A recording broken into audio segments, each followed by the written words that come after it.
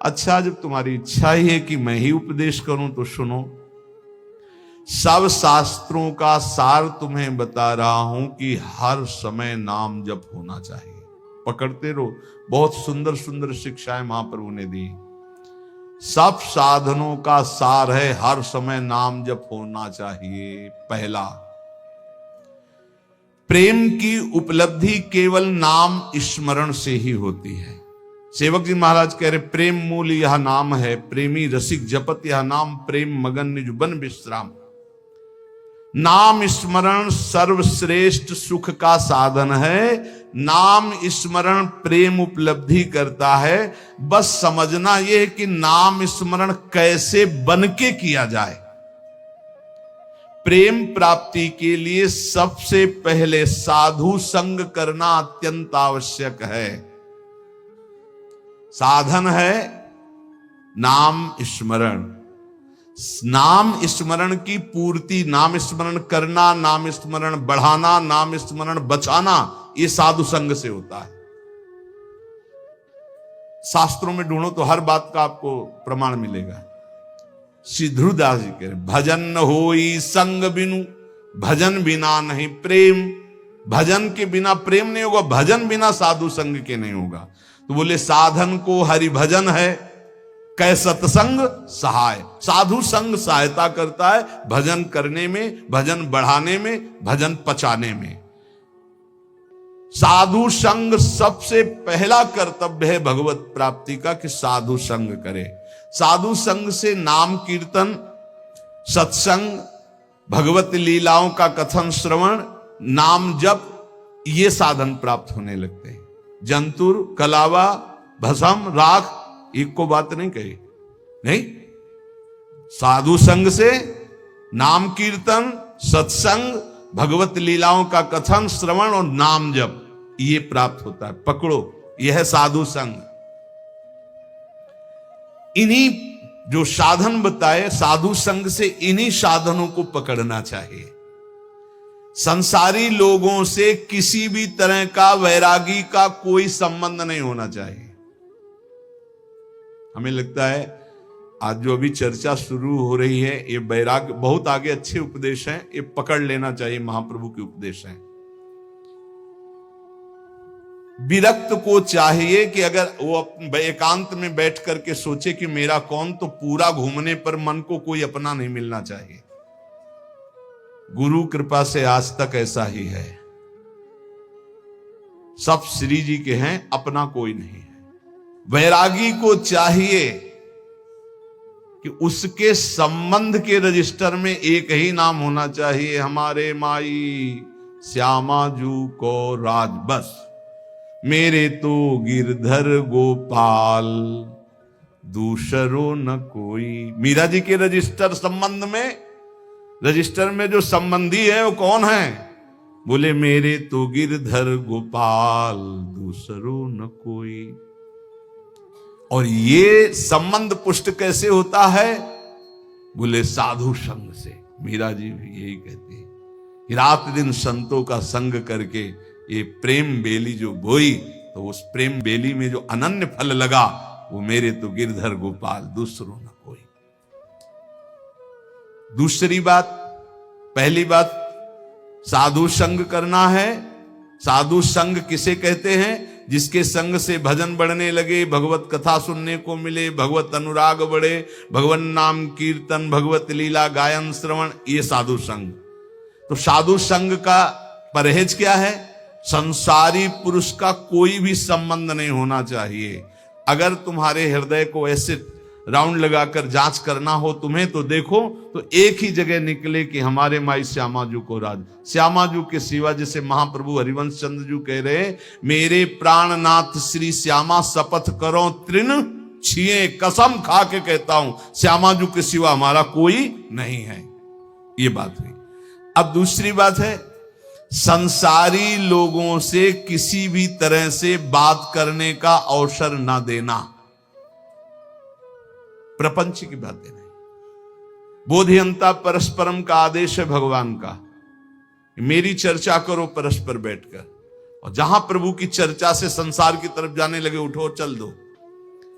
दूसरी आगे की बात, किसी भी वैष्णव को ये नियम पक्का ले लेना चाहिए कि ना किसी की निंदा करेंगे, ना किसी की निंदा सुनेंगे। दिमाग में लिख लो चाहे रजिस्टर में, बहुत जरूरी है, नहीं तो भजन छीण हो जाएगा। महाप्रभु कह रहे हैं ना किसी की निंदा करेंगे, ना किसी की निंदा सुनेंगे, ये नियम ले लो। बड़े बड़े ऋषियों ने इस बात के लिए सावधान किया है कि दूसरे की निंदा नहीं करनी, दूसरे की निंदा नहीं सुननी। इन बातों का सदा ध्यान रखते हुए बचना कि कभी किसी की निंदा मत कर देना। दूसरों के गुण दोषों का कथन करने वाला उपासक बहुत बुरी तरह भ्रष्ट हो जाता है। यदि कुछ कहना है तो कृष्ण चर्चा करो, भगवत चर्चा करो, कभी किसी की चर्चा मत करो, प्रभु की चर्चा के सिवा, नहीं तो निंदा होने लगेगी, अपराध बन जाएगा। डरो तब सुख हरिवंश गुण नाम रसना रटत और बहुवचन अति दुखदानी। कोई कितना भी अवगुणी हो उसके अवगुणों की चर्चा मत करो। तुम्हें तो अपना हृदय निर्मल करना है। तेरे भावे जो करे भलो बुरो संसार, नारायण तू बैठ के अपनो भवन बुहार। देखो ध्यान से सुनना, चाहे कितना बड़ा कोई ज्ञानी हो, ध्यानी हो, जपी हो, पंडित हो, जहां उसने किसी की भी निंदा का वाक्य मुख से निकाला वहीं पतित हो जाएगा, गिर जाएगा, भ्रष्ट हो जाएगा। निंदा ऐसे होती कि यार वो तो बहुत सुंदर बोलते हैं, ऐसा है वैसा है, अच्छी अच्छी बातें निकलते हैं, पर जो है उनको ऐसे नहीं। वो जहां पर लगाया तो तुम्हारे पर लग गए, उड़ जाओगे। किसी के भी दोष की वार्ता ना करो, एक भी दोष चर्चा ना करो। महाप्रभु कह रहे जो दोष चर्चा करोगे तुम्हारे हृदय में दोष प्रवेश करके तुम्हें नष्ट कर देगा। ये अनुभूत बात है, अनुभूत बात, ये अनुभूत। दोषों के परमाणु बड़े सूक्ष्म होते हैं। जब तक तुम दूसरे की निंदा नहीं करोगे, दोष वर्णन नहीं करोगे, मान लो दोष दर्शन हो गया पर वर्णन नहीं किया तो वो नष्ट हो जाएगा, तुम्हें फांस नहीं पाएगा। लेकिन जहां तुमने दूसरों के दोषों का वर्णन किया, निंदा की, तहां तुम निंदनीय बन जाओगे, तुम्हारी निंदा होने लगेगी। ज्यों ज्यों तुम दूसरे की निंदा करोगे त्यों त्यों अच्छे परमाणु नष्ट होते जाएंगे, गंदे परमाणु बढ़ते जाएंगे। हृदय की पवित्रता, सरलता, सच्चिरता और ज्ञानार्जन, भजन, सद्वृत्ति सब नष्ट हो जाएगी और मोह का साम्राज्य हो जाएगा, अज्ञान का। डरो, बहुत खतरनाक खेल है। भक्तन की निंदा अति बुरी, भूल करो जिन कोय, कि सुकृत बहु जन्म के छिन में डारे खोए। इसलिए वैष्णव का परम धर्म है कि वो किसी की कभी भी निंदा ना करे और ना सुने। अदोषदर्शी वैष्णव होता है। सुनो, भगवत भक्त जो महात्मा है, भागवत है, साधु पुरुष है, उन्हीं के बीच में बैठो। ऐसे लोगों के बीच में मत बैठो जो एक दूसरे की निंदा करते हैं। ऐसे लोगों के बीच में मत बैठो जो मान प्रतिष्ठा की चाह रखते हैं, जो भोगों की चाह रखते हैं, जो काम तृष्णा वाले हैं। ऐसे लोगों का संग बिल्कुल मत करो। संगम त्यजेत मिथुन व्रतिनाम मुमुक्षु। विरक्त को चाहिए कि सदैव बचकर रहे ऐसे लोगों से, क्योंकि इनके परमाणु ऐसे होते हैं कि विरक्त की विरक्तता नष्ट हो जाएगी। इस वैराग्य के मार्ग में विषयी पुरुषों से बचना ऐसे बताया गया कि जैसे तुम्हारी गोद में सांप गिर जाए तो क्या करोगे? पहले झटकोगे, बाद में विचार होगा। ऐसे विषयी पुरुषों पर विचार करने की जरूरत, पहले झटको, दूरी हटो। अगर तुम वहां रहे तो सांप का जैसे काम है कि वो काटी लेगा, ऐसे विष चढ़ जाएगा, विषय रूपी विष चढ़ ही जाएगा पक्का। बहुत विचित्र, तो बड़ी विचित्र लीला है।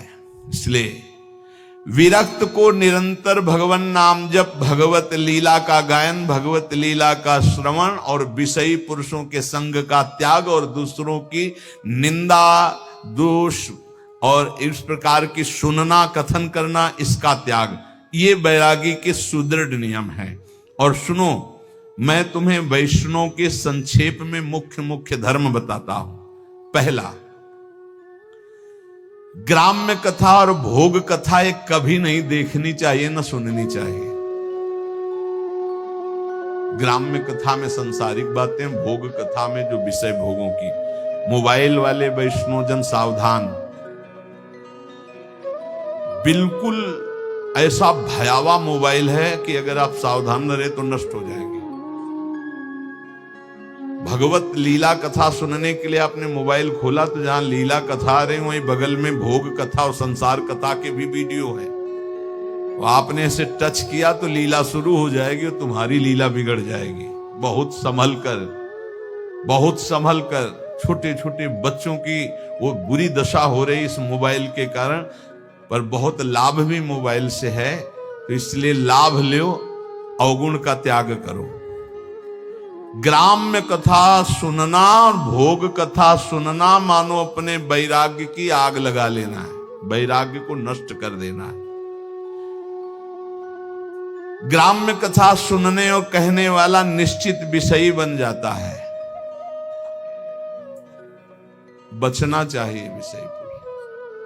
बहुत विचित्र है, बस शब्द मान लीजिए, ग्राम्य कथा भोग कथा, इससे दूर, बहुत दूर। दूसरा, वैष्णव को अच्छे अच्छे स्वादिष्ट पदार्थ नहीं खाने चाहिए। भोजन में जो नीरस पदार्थ हो वही लेने चाहिए, इससे विषय लोलुपता नष्ट हो जाती है। अच्छे अच्छे पदार्थ स्वादिष्ट हटा के और नीरस पदार्थ वैष्णव को लेने चाहिए। ऐसे पदार्थों के खाने से विषय भोग की कामना बढ़ती है, महाप्रभु चैतन्य जो कह रहे। तीसरा, अच्छे चमकीले कीमती स्वच्छ वस्त्र वैरागी को नहीं पहनने चाहिए। संतों से हमने गुरुजनों से सुना कि कभी दोनों कपड़े नीचे ऊपर के नए नहीं होने चाहिए, एक पुराना एक नया। अगर नीचे का नया है तो ऊपर का पुराना। शब्द देख लो, कह रहे अच्छे कीमती वाले चमकीले लप लप एकदम नहीं, और स्वच्छ नहीं, मलिन वस्त्र, कम पैसे का वस्त्र, पुराना वस्त्र। अगर फट रहा है एक बदल सकते हो, एक पुराना, ऐसी रहनी से रहना चाहिए। अच्छे चमकीले स्वच्छ महंगे ये वस्त्र नहीं होने चाहिए बैरागी के। ये साधक को, बैरागी साधक को नहीं पहनने चाहिए। चौथा, कोई भी तुम्हारा सम्मान करे तो तुम उसे स्वीकार मत करो। दो प्रकार से, एक तो पंचांगों प्रणाम कर रहे आप करो, अगर ऐसा नहीं है तो आप तत्काल विचार करो कि ये गुरु और इष्ट के लिए प्रणाम हो रहा है, क्योंकि तिलक गुरु प्रदत्त, वेश गुरु प्रदत्त, जीवन गुरुदेव का, ये गुरुदेव और इष्ट का प्रणाम हो रहा है। स्वयं कभी स्वीकार नहीं करना चाहिए, क्योंकि मान सम्मान स्वीकार करने से अभिमान आता है, अभिमान से सारे साधन भागवतिक ढक जाते हैं, नष्ट हो जाते हैं। जहां अभिमान आया तो फिर विकार परेशान कर देते हैं। जैसे नारद जी को थोड़ा आ गया कि मैं काम विजयी हूं, तो फिर आगे की चरित्र सुना ही है। पांचवा, अपने को तो सम्मान नहीं लेना, लेकिन दूसरे का सम्मान जरूर करना है। दूसरे को इतना सम्मान दो मानो भगवान हमारे पधारे हैं, ऐसा भाव। यहां तक वर्णन कि यदि आप श्री जी की सेवा कर रहे हो, कोई वैष्णव आ गए तो श्री जी को ऐसे पधरा दो, जैसी स्थिति में हाथ जोड़कर खड़े हो, पहले वैष्णव का सम्मान करो, फिर श्री जी की सेवा करो। जैसे अपने आत्मस्वरूप प्रभु का सम्मान, ऐसे आए हुए घर में संत का, वैष्णव का सम्मान करें। उनके सामने अपने को अत्यंत दैन्य तुच्छाति तुच्छ समझे, इससे श्री कृष्ण बहुत प्रसन्न होते हैं। छठवां, खाते समय, स्नान करते समय और क्रियाओं के समय नाम छूट जाता है। कुछ ऐसे समय हैं जिनमें भजन में विघ्न पड़ता है, तो उन अवस्थाओं में सावधान रह करके नाम को पकड़े कि छूट ना जाए। जैसे भोजन पा रहे हैं, स्नान कर रहे हैं, कोई क्रिया कर रहे हैं, किसी व्यक्ति से मिल रहे हैं, इनमें भजन छूटता है। सावधान होकर वैष्णव को भजन पकड़ना चाहिए कि खाते पीते, चलते फिरते, मिलते, व्यवहार करते भी नाम जप ना छूटे। नाम जप से बहुत जल्दी श्री कृष्ण प्रेम प्राप्त होता है। सातवां, हर वैष्णव को प्रगट में ठाकुर जी विराजमान करने चाहिए। नाम, राधा नाम विराजमान, छोटा सा राधा नाम, जरा सा इत्र स्नान कराया, इत्र लगा दिया, भोग लगा दिया, पर सेवा जरूर होनी चाहिए। बिना सेवा की कोई वैष्णव नहीं होना चाहिए। प्राय ऐसा होता है, कोई शालीग्राम जी रखते हैं, कोई गोपाल जी रखते हैं, पर ठाकुर सेवा प्रत्येक वैष्णव के पास होनी चाहिए। जो परम पवित्र मन वाले हो चुके हैं वो मानसिक सेवा भी कर सकते हैं, प्रगट सेवा और मानसिक सेवा आराध्य देव की। उपासक को चाहिए कि बनावटीपना बिल्कुल तुम्हारी साधना में नहीं होना चाहिए। बनावटीपने का मतलब होता है कि जैसे ऐसे बैठे हैं, सहज में ऐसे बैठे हो, चार लोग दर्शन करने आते, कोई बनावटी नहीं होना चाहिए। वो फटाफट माला लिया, ऐसे गप्पा मार रहे थे, फटाफट माला लिया, कोई भी दम नहीं, कोई भी पाखंड नहीं, कोई भी नाटकबाजी जीवन में ना आवे, नहीं तो बहुत बुरी तरह साधक चौपट होता है। जब तुम नाटक करोगे ना तो माया को आदेश कर देंगे भगवान, कर नाटक इसके साथ, वृंदावन छूट जाएगा, भजन छूट जाएगा। हाँ, इसलिए किसी भी वैष्णव को किसी भी तरह का कोई नाटक नहीं करना चाहिए। नाटक बिल्कुल ठीक नहीं है। जो वैष्णव है वो केवल प्रभु प्राप्ति का लक्ष्य रखता है। महाप्रभु रघुनाथ दास जी को लक्ष्य करके साधन साध्य का उपदेश कर रहे हैं। 8 बजे रात्रि तक खूब नाम कीर्तन होता रहा। फिर जो गौड़ीय भक्त आए हुए थे महाप्रभु, उनसे मिले। इतने में शिवानंद जी जो मार्ग में पूछवाया था मजूमदार जी ने, वो जब वहां आए तो रघुनाथ दास जी को देखा तो रघुनाथ दास जी भाग करके महाप्रभु के पास आए थे। सेन महाशय से कहा कि वो तो यहाँ आए हुए हैं, तो बोले हमें तो रास्ते में पूछवाया था उनके पिता, तो एक बार अगर आदेश हो तो मैं वहां सूचना दे दूं, क्योंकि वो सब बहुत व्याकुल है। जाकर सिंह पौर के द्वार में देखा तो सबसे पीछे फटी गुदड़ी, शुष्क शरीर हो रहा है, और श्री कृष्ण नाम लेते हुए सुप्रवाह करते हुए वो आहर्निश श्री कृष्ण कीर्तन। उन्होंने विचार किया कि इनसे क्या पूछना कि तुम्हारा सकुशल हो, इनका तो परम सकुशल है। सकुशल तभी माना जाता है जब भगवान का चिंतन होता है। जैसे आजकल लोग पूछते हैं कुशल मंगल, बोले हाँ सब कुशल मंगल, तो कुशल जानते किसे कहते हैं? तब लगी कुशल न जीव कहूं, सपने हूं मन विश्राम, जब लगी भजत न राम कहूं, शोक धाम तज काम। कुशल तभी माना जाएगा जब आपके मुख में नाम जब चल रहा है, नहीं तो कुशल मंगल नहीं। और मंगल, मंगल भवन मंगल हारी, उमा सहित जेहि जपत पुरारी।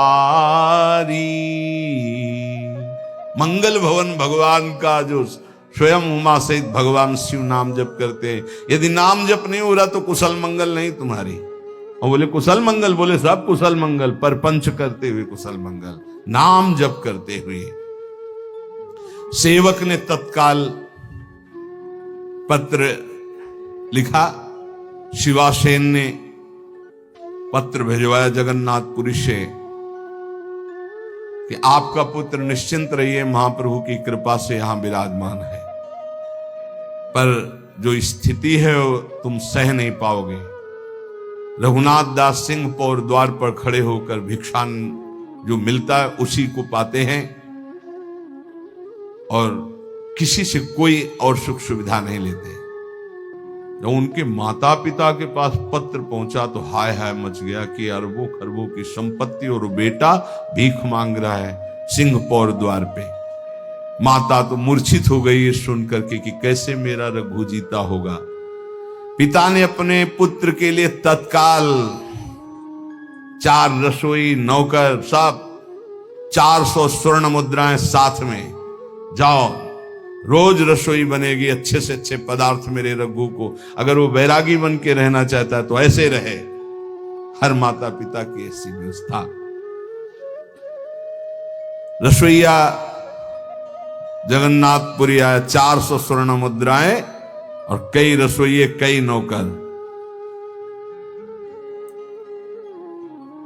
अब सुविधाजनक सुंदर भोजन बनाकर, और सेवक ने कहा कि 400 स्वर्ण मुद्राएं भी लाए हुए रघुनाथ दास जी से कहा आप सुखपूर्वक रहे। रघुनाथ दास जी ने कहा एक भी मुद्रा नहीं। रघुनाथ दास जी ने सोचा जब रसोईया आया है तो ये सुंदर भोग बनाकर महाप्रभु की सेवा हो जाए। महाप्रभु से प्रार्थना की। महाप्रभु ने उनके पिता परम वैष्णव हैं ये जानते हुए थोड़ा प्रसाद स्वीकार किया। पर रघुनाथ दास जी प्रसाद वहीं पाते, सिंहपौर वाला जो मिलता, अपने पिता के द्वारा भेजी हुई सुविधा को नहीं। महाप्रभु की सेवा 8 दिन तक ये रसोईया बलाता। रघुनाथ दास जी ने फिर विचार किया कि महाप्रभु को ये सुख सुविधाएं पसंद नहीं। खुद उपदेश किया था, जब मैंने सब कुछ त्याग दिया है तो फिर मेरा कुछ है ही नहीं, तो मैं क्यों महाप्रभु की सेवा के लिए अपने पिता की संपत्ति का प्रयोग करूं। महाप्रभु तो हमारी प्रसन्नता के लिए स्वीकार करते हैं। 8वें दिन ही कहा रसोईया से अपने सभी उठाओ और वापस हो जाओ। अब वो तो बेचारे सेवक सब वापस कर दिया। आप विचार करो कैसा वैराग्यमय जीवन है। प्रभु ने कहा स्वरूप ठीक किया रघुनाथ ने। ध्यान रखना, ये विषयी लोगों का अन्न खाने से रजोगुण की वृद्धि होती है।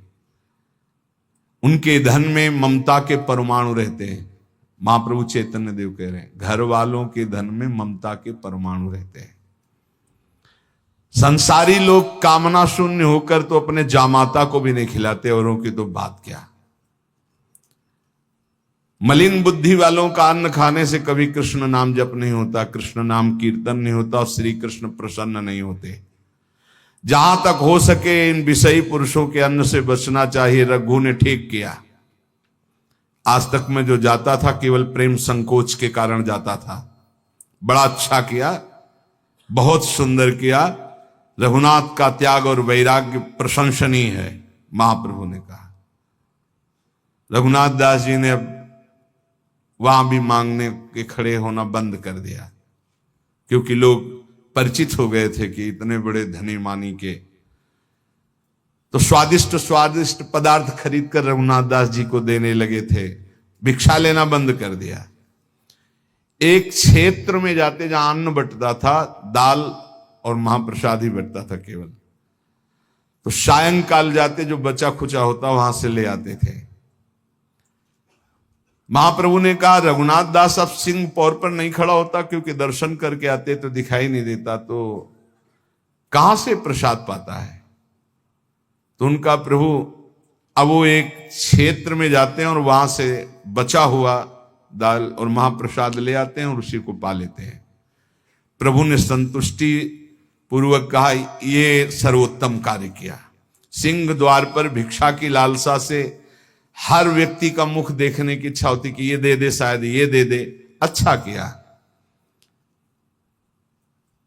महाप्रभु ने जो कहा वो शब्द ये है कि इस तरह से वृत्ति रखना वैश्यावृत्ति कहलाती है। कि ये व्यक्ति आ रहा कुछ दे देगा, ये व्यक्ति आ रहा कुछ दे देगा, ये व्यक्ति आ रहा है, नहीं। मुख में नाम और चित्त में दूसरे का चिंतन बिल्कुल ठीक नहीं। जिसका नाम उसी का चिंतन। अच्छा किया उसने। एक बार चला जाएगा, क्षेत्र से ले आएगा, भजन करेगा, अच्छा है। स्वरूप गोस्वामी जी रघुनाथ दास जी को बताया कि महाप्रभु ने बहुत अच्छा कहा है। रघुनाथ दास जी ने सोचा फिर कुछ गड़बड़ी है। एक बार हम ये कह रहे थे कि जब गुरुजन प्रशंसा करें तो एकांत में बैठकर तुम रोना कि कोई तुमसे अपराध बन गया क्या कि तुम्हारे गुरुजन प्रशंसा कर रहे हैं। ये बात ध्यान रखना। बहुत प्रवीण थे रघुनाथ दास जी ने सोचा कुछ तो अभी त्रुटि रह गई। फिर रघुनाथ दास जी ने क्षेत्र जाना बंद कर दिया। अब रात में जो महाप्रसाद फेंक दिया जाता, जिसे गाय भी नहीं पाती थी, ऐसा उस महाप्रसाद को रात्रि में उठा के लाते, जो ऐसे फिर उसे जल में डाल करके जो सड़े सड़े चावल वो हटा देते, फिर ऐसे इतना बस उतना पाते हैं रात दिन भजन। एक दिन महाप्रभु ने पूछा कि तुम्हारा रघु बहुत दुबला हो गया, तो बोले क्षेत्र से भी त्याग कर दिया भोजन लाना। अब वो है महाप्रभु ने कहा इतना सुंदर अमृत अकेले अकेले पता है, अब निमंत्रण नहीं करेगा मेरे को, मुझे जाना पड़ेगा। फटी गुदड़ी के सिवा कोई दूसरा कपड़ा नहीं, एक लंगोटी, फटी गुदड़ी और रात्रि में फेंका हुआ महाप्रसाद जो बिकता नहीं था, जिसको शब्दों से उच्चारण नहीं कर सकते क्योंकि प्रसाद है, जो बिकता नहीं था, जो कोई पा नहीं सकता था, वो तो वहां की गाय आदि जो वो भी नहीं पाती थी, वो उठा के लाते। तब का ओहो निष्किंचना अवस्था इसी का नाम है।